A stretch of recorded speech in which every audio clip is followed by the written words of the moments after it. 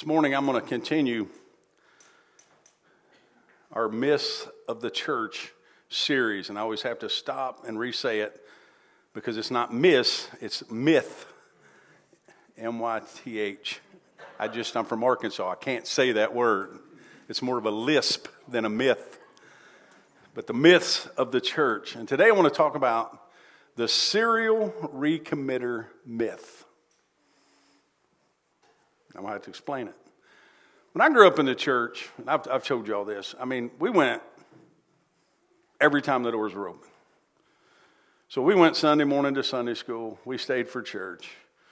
We went home and ate. We didn't usually go out back then, and Hector didn't have a whole lot open on Sunday.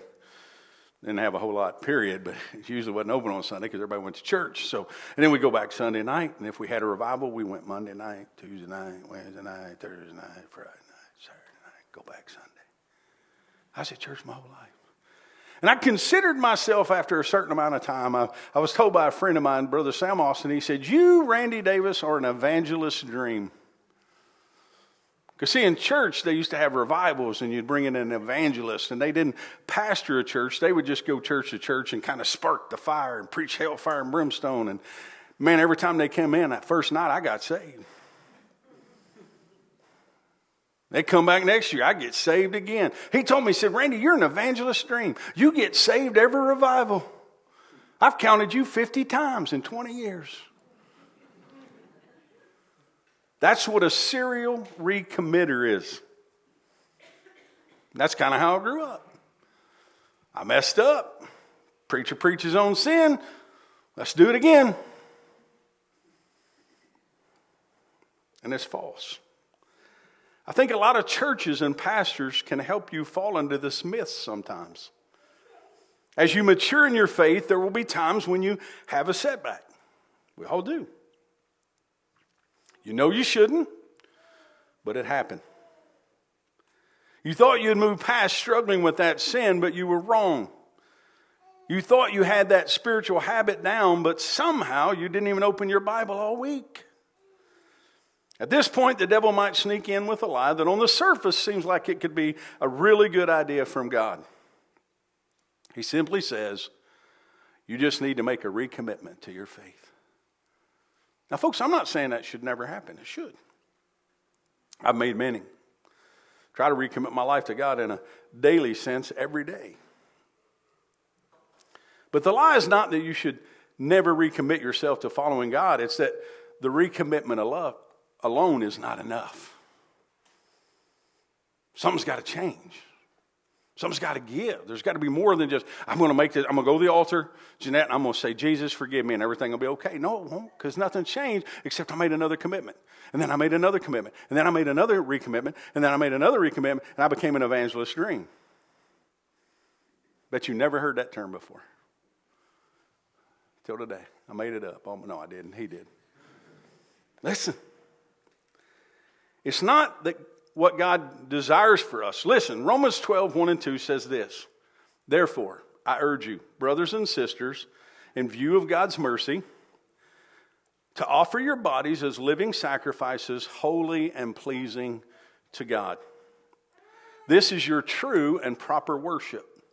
Do not conform to the pattern of this world, but be transformed by the renewing of your mind. Then you will be able to test and approve what God's will is, his good, pleasing, and perfect will." I don't know about you, but I want to be in the perfect will of God.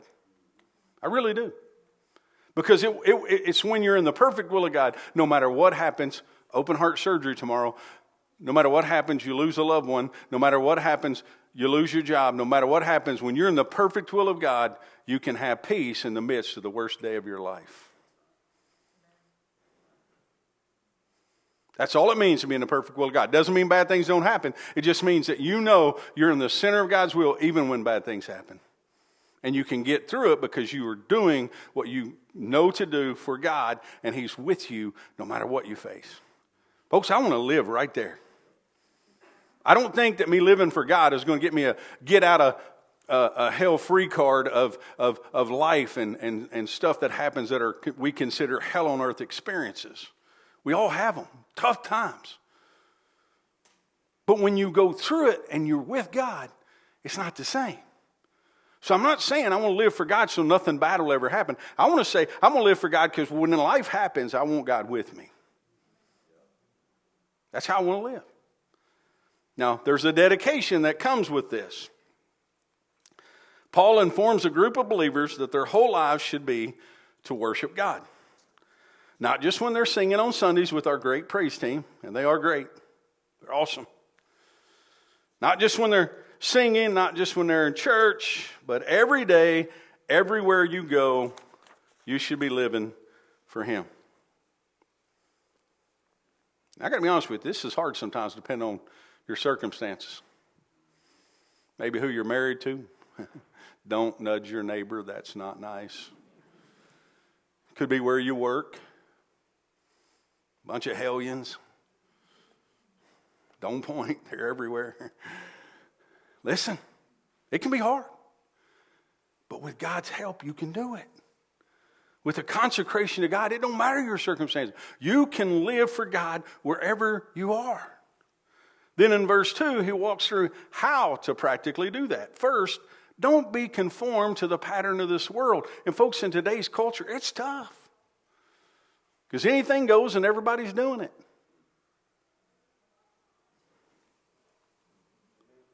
Trying to see if anybody's out there. I mean, the lights are kind of bright, but they ain't that bright.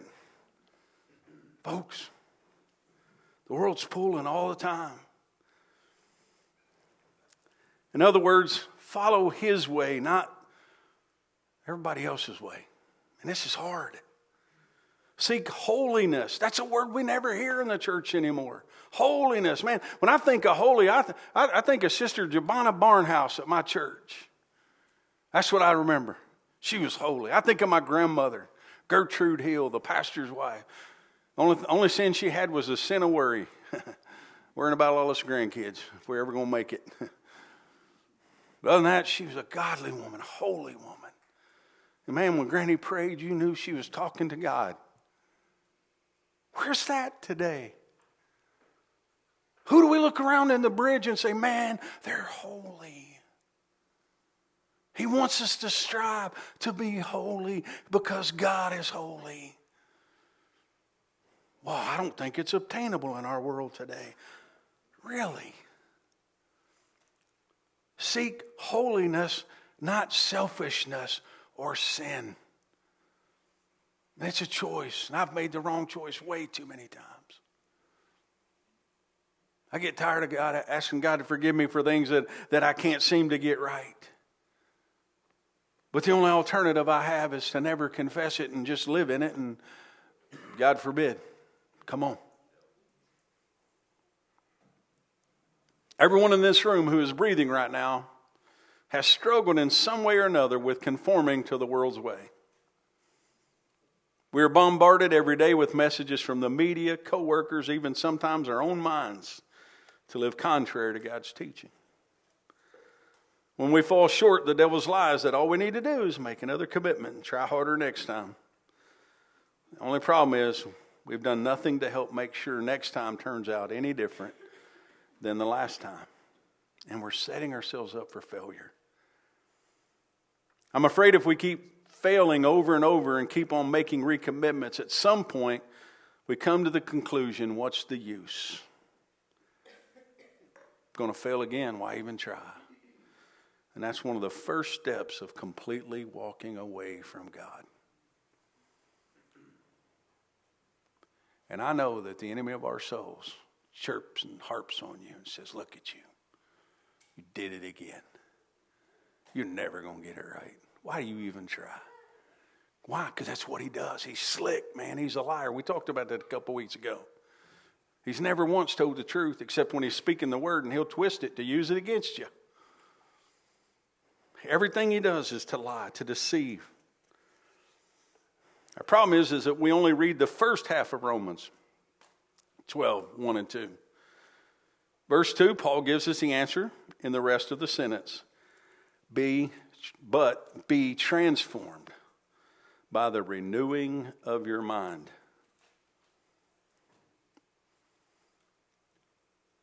We can't recommit ourselves to spiritual growth. We need to renew our minds for spiritual growth. That's really important. You cannot recommit yourself to godly ways. You got to recommit your mind to spiritual growth, to godly ways.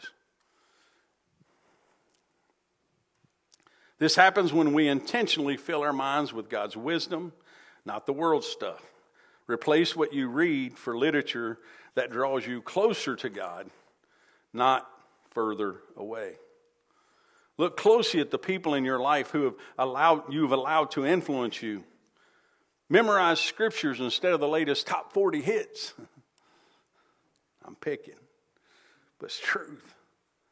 Then you will start seeing God change you from the inside out. Renewing the mind is a spiritual act of worship that requires the activity of putting on and putting off. Putting on and putting off. Put on godliness, put off worldliness. Put on God, put off sin. Put on spiritual disciplines and quit being lazy. It's easy.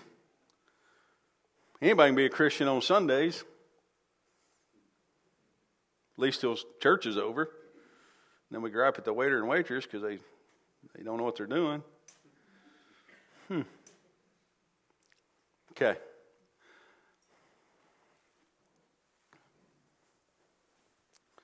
I'm going to do a little activity because I know some of you are visual learners. So this is my black sweatshirt. It's big enough to fit almost anybody in this room because it fits me. But this black one, it's completely black. We're going to say represents sin. Got my sin jacket on. I'm going to the dirt track races Friday night, and I don't want to look too holy. I'm going to a football game. I'm going to yell at a ref, so I might as well just put the jacket on before I get there. Well, we could go 100 places here, couldn't we?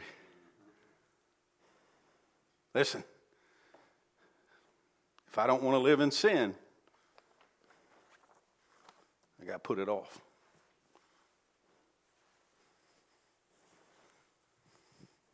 It's literally put it off. Now I put something else on. You say, well, that's a black jacket too. Yeah, but it's got red on it, representing the blood of Jesus. And it's an Indian motorcycle jacket. So it's got to be real close to godliness. I'm just saying. For all you Harley riders. So if I want to live for God and I want to be a witness to the world, I got to put off sin and I need to put on God. Now, don't make me a little God. I'm not that preacher, okay? But I need to put on godliness. It just really wouldn't fit and make it readable. Listen to me. What are we putting on before we leave the house on Monday morning?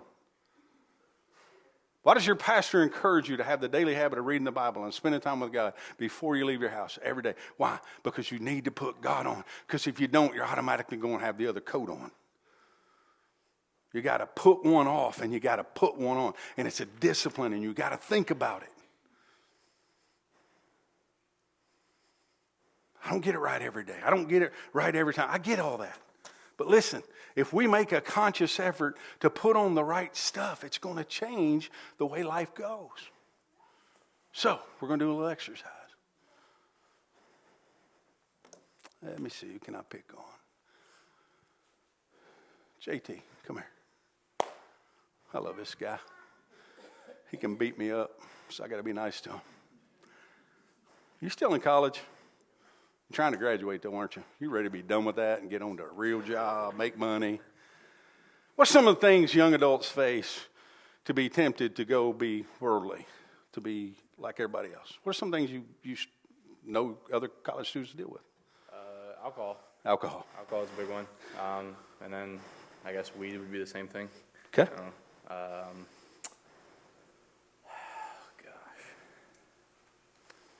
Those are pretty big. Yeah, those are pretty big. Those are two of the biggest ones that I don't like seeing on college campuses. So. Okay. And you've been in school. You've seen it.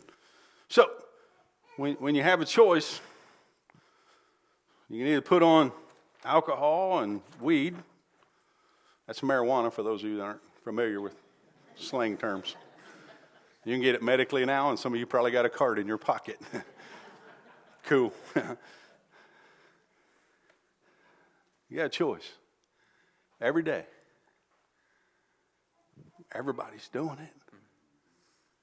Pressure is put that jacket on, isn't it? Yeah. Which one are you going to put on? That one. Put it on. I want to see him in my jacket. He's going to look good. Better than me. You say, Randy, it can't be that simple. It's a choice. Which one I'm going to put on?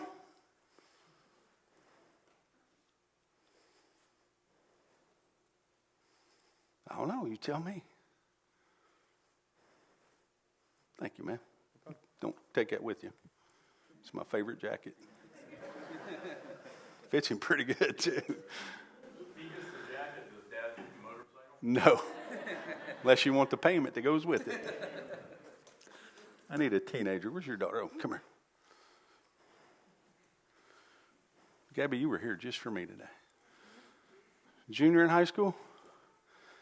Your team just won a game last night? They're going to state, Columbus Grove girls. Yeah, cool. High school. What's some of the things you face that pulls you towards the world? Alcohol, Alcohol? parties, Parties? vaping, all those. Vaping? All those stuff. All those things. What is it? Boys. Dad said boys. Smart dad. Choices every day, huh? Is it always easy to put on God? No. I'm glad you were honest, because it's not. And that's okay. But your church family wants you to know we're pulling for you to make the right choice. And even if you don't, we're going to be there for her. We're not going to be the church that kicks you if you make a bad choice. We want to pick you up and help you get the other coat on. So when you're struggling, Dad, come here. You get on that side. Dad and your pastor, no matter what you ever choose, we're going to do our best to wrap you up in Jesus, godliness, holiness. Because we won't get it right every time. And I never felt that growing up. My church didn't mean to be like that. But I felt like every time I messed up, I wasn't a part anymore. I felt judged. I felt left out. I don't know what I felt. They didn't mean to do that. Church, we don't mean to. I don't want Gabby to ever feel like she can't be honest and say, hey, I messed up. Because what does that make you do? Mess up more because you can't tell anybody. You have nobody to talk to. I want her to know no matter what happens, this church will be here to help her put godliness and holiness and the love of Jesus on. Folks, if we'll be that church, we can help a lot of people. Are you getting this yet? Thank you. You are loved. Look at him stealing my jacket right here in the front row. All right. I need an adult. Jake. Young married man. First time back at church for a while because he works all the time. He loves Jesus, but he just has to work. As an adult male, what's some of the challenges adults face? Keeping up with the Joneses. Ooh. Keeping up with the Joneses. Pressure in that, isn't there? I told you before, my neighbors in Youngstown across the street were the Joneses. We got a new screen door, they got a new screen door. I did mulch, they did mulch. I'm like, wait a minute. The Joneses are keeping up with us. What is the pressure like? What are some of the pulls there? Money. Trying to buy something you can't afford with money you don't have, yeah. Going to a place, a job where you make more money, but it's not the best fit. Wow. Any adults listening? That's good. Going to a job maybe where you don't fit just because you make more money, so you have more stuff, so you can keep up with other people. It's buying stuff you can't afford with money you don't have. Put yourself in debt. Keeping up with the Joneses is real, folks. church people, non-church people. It's a big deal. Bible about being, a verse that says something about being content. Well, that pull for that, what are some of the things on the flip side you can do to renew your mind to fight that pull that would cause you to want to keep up with the Joneses? What are some of the disciplines in the renewing of your mind? Surrounding yourself with the right people. Surrounding yourself with the right people. Awesome. Coming to church. Coming to church. Yeah. Living within your means. Looking at your budget. Keep it. That's good stuff. Listen, there's a pull on all of us every day in every way that wants to pull us towards worldliness.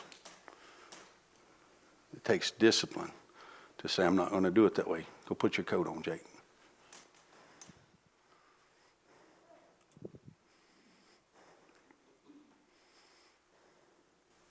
No, you can't keep it either. I love you, but thank you. Renewing our mind. Around the right people. And some of us, our family ain't always the right people, and we have to spend time with them. Whew. Makes it fun. Thank you, man. Need a lady. Brandy. You knew it, didn't you? She's just getting sick at her stomach thinking about it. You're sitting right on the aisle. You're hard to miss. Yeah. You're like a manager at work, right? Like you're over people. Mm-hmm. You ever fight with wanting to kill somebody? No, you don't have to answer that. What are some of the things as a lady that are pulling at you towards the world versus trying to do what you want to do to live for God? What are some of those challenges? Definitely the people you keep around you. Some of those people, whether they're at work or outside of work, social media, news in general, those types of things. Gotcha. You ever worry? Every day, all day. Okay. Family, work family, Yeah. church family, everybody. How do you renew that? Well, I do get in my Bible every morning. The Bible recap's been great for me. Absolutely. That's good stuff. It is. It's helped me a lot. I've been reading it for years, but it's been really good. Any other pulls? They're trying to pull you from God and your commitment? I mean, no, really. Okay. Work is probably my biggest one. Okay. And I kind of knew that because we've talked. And folks, it's tough. But this same person is going to live long enough, and as she keeps putting on this right jacket, I won't make you put it on. I'll just put it around you like I did Gabby. I'd rather put a Harley one on. Probably. Smart aleck. It feels pretty good. I know. Here's the deal. In time, some of those same people that were such a pain and a struggle may be the same people that comes there the same day and says, Brandy, because of you, and you didn't give up on me, and you didn't kill me when you probably could have, and you didn't fire me, and you stuck it out with me, I'm now serving God. Folks, remember, we're not living for today. Today could be filled with chaos. But if you'll stand your ground and put God on and holiness on, in time, some of your biggest thorns in your flesh can become people that look up to you, respect you, revere you, want to be like you. Most of the time, that's part of what it is. They're jealous because they see something in you that they ain't got. So they rise up, they fight it, they push against it, they kick against it. They're rebellious. But if you stay the course and you don't get lost doing it their way, it's the very thing God uses to pull them to where they need to be. That's what being a witness is. Is it always easy? Never. I've worked with Mr. Devil. If it wasn't the devil, it was his brother. Man. They woke up every day just trying to figure out how to tick me off. Happens. Renew your mind. Thank you. What else are we missing today? What are things that we face with that are pulling us away? And I'm going to say it this way. I think sometimes it goes to some of our recreation. What do you mean, Randy? A lot of guys that go hunting, go drinking and hunting. A lot of guys go fishing, go drinking and fishing. A lot of guys go to a football game, go drinking and football. They don't do it all the time. They just do it when they're recreating. I'm just going to ask you this question, and it's good for all of us. And it's good for all of us. Listen, we got to be careful not to let a recreation or an event or some activity pull us from being godly. And some of those places lend itself to it, like weddings, celebration, reason for celebration. I get all that. And folks, here's the thing I'm not going to do. I'm not going to create a to-don't list for you. I want you to reach down in your heart of hearts and pray hard to God and say, what are some things I'm doing, God, that's making me wear the wrong coat? And God, what are some things I can do to renew my mind and create a to-do list so I can put on the right coat? Because if I put conviction on you, which is what I had happen to me my whole life growing up in church, I was trying to live somebody else's conviction, and some of them I've grown to know that it wasn't for me and it wasn't from God. It was just somebody's conviction they were forcing on me, trying to tell me I couldn't play sports because it was going to send me to hell. I use sports to tell people about Jesus. There. I don't know what to tell you. Listen, I don't want to create your to-don't list because there's things that some people can do, others can't. I don't care. That's the freedom in Jesus that you need to have for you. But don't let anyone or any activity or anything be an excuse to pull you to wear the wrong coat and be a bad representative of what you really want to be when you're here on Sunday. That makes sense to anybody but the pastor. I hope you're listening. Guys, I'm not a hard-nosed, mean, everybody's going to hell, because I grew up in that. But I know that you're not here today because you want to go out and be a total hellion. There's something inside you that says, I really need to go to church today, and I really want to be more like God, but I'm not really sure how to do that.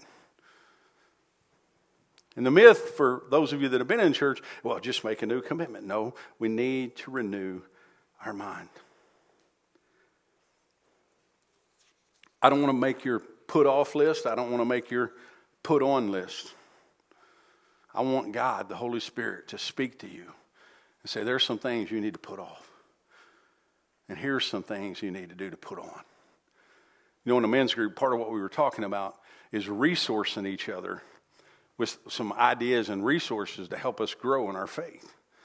And one of them is this Undaunted Men podcast. And when we shared it with each other, and there was another one about this Joby, what's his last name again? Martin, Joby Martin. It's a minister that does some podcasts, some sermons, and the guys are saying they listen to them to help them grow as men in their faith. Why would we share that with each other? Because we're trying to help each other put on godliness. And if it's a resource that can help us, those are the things we need to be putting on. I don't have to tell you what to put off. The Holy Spirit will do that. But if you'll put the word in, and you'll spend a little bit of time with prayer with God before you do anything else, you got a way better chance of wearing the right jacket all day. You got a way better chance. Now, you may be like me. There may be some point in the day where some dumb driver that doesn't know what they're doing will cause you to say, hold on a minute, Jesus. I'll be right back.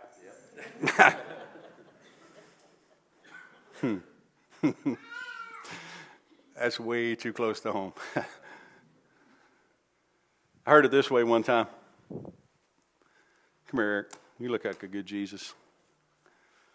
Saw this at church camp, and I'm going to do it to close the service today. How you doing, Jesus? Okay. It's good to hang out with you today and spend some time with you. And, man, ever since I asked you into my life, it's just been so cool how you're just with me all the time. And you go everywhere with me. And, man, I feel better. I feel safe. And, man, it's just nice having you so close. But I got invited by Marisa to this party.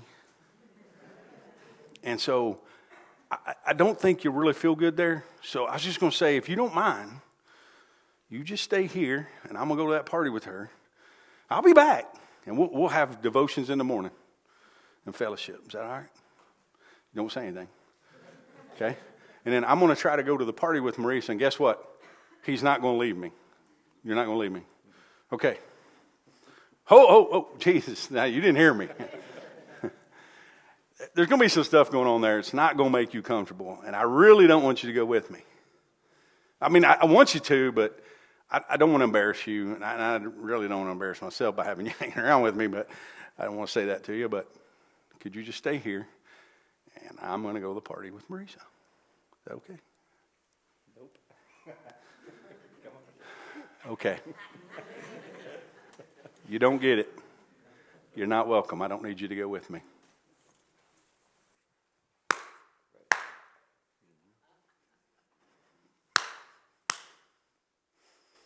See you. There's not one person in this room that would ever want to do that again. Not one of us. Folks, I'm not dumb enough to believe any of us are that mean or self-centered, but we can be. But that's the illustration. You got to put him on the cross because he's with you. He's harder to get rid of than we've been taught. Why? Because he loves us. He has a greater plan for us than we'll ever have for ourselves. And he'll walk in that party with us. He'll walk in that bar with you. He'll walk wherever you go because he wants to keep you. Don't put him back on the cross. Praise team, you got a song? Thank you, Eric. I don't know what you need today. I don't know what's going on in your life.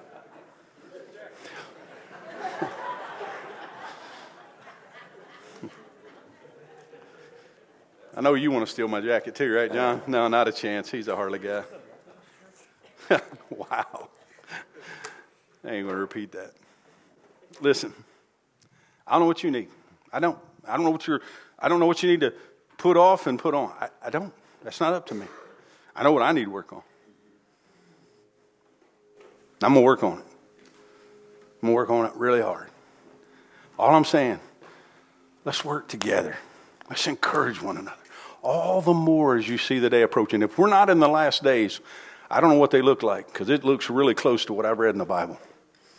And we need to be ready. And we need to be doing everything we can to put on holiness and godliness. We need to walk with God every day to show others there is another way. None of us want to be a stumbling block to our brother or sister. But we can be if we're not careful. Keep the right coat on. Put off the wrong stuff. Put on the right stuff. It's a conscious choice we got to make. If you need prayer today, maybe you've not asked Jesus in your life. Maybe you've just been living in sin and you need to make a real commitment to God. We want to pray with you. The altar will be open. But I want you to look in your heart today. Be honest with yourself. What are some things you've been struggling with? What are some things that are going on? A lot of things we didn't even mention today because I didn't want to make it about that. We got to make it about what we put on, way more than what we put off. Because most of it, you don't have to be told. Because the Holy Spirit's already at work. He's already telling you, don't do that. You knucklehead.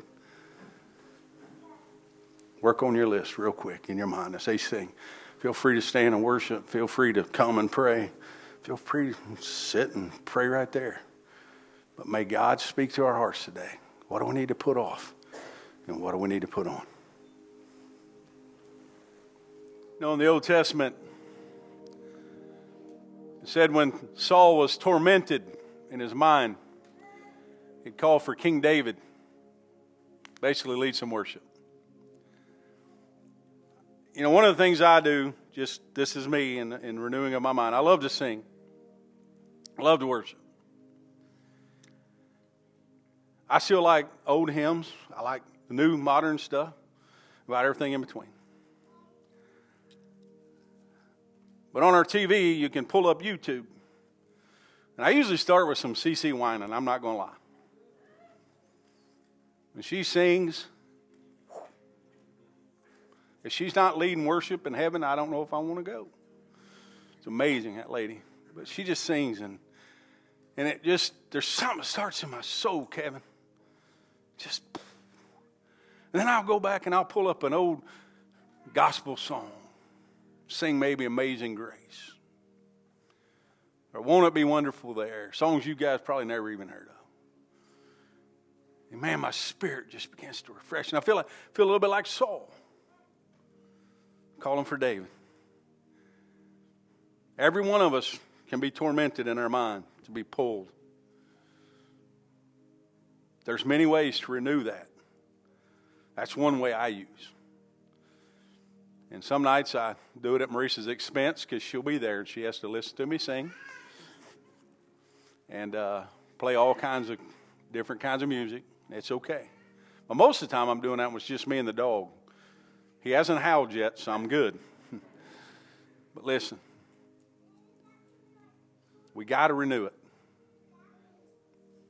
The world can torment you. Just listening to the news can be enough to torment your mind. What are you doing to renew it? To refresh it? To get that yuck out of there? May God help us this week to put forth the effort, to put off some stuff and to put on some stuff. As simple as wrapping a coat around yourself. Wrapping around it. Amen? I love you, folks. I really am trying to walk us together to get better at being a better witness for Jesus Christ so we can reach more people with the hope that we've received. That's all this is about. I'm not judging. I'm not looking down my nose. I'm the least. I can't do that. I love you. Make it a great week. See you next Sunday. Youth tonight, 6:30. Men, Thursday night, 6:30. God bless you.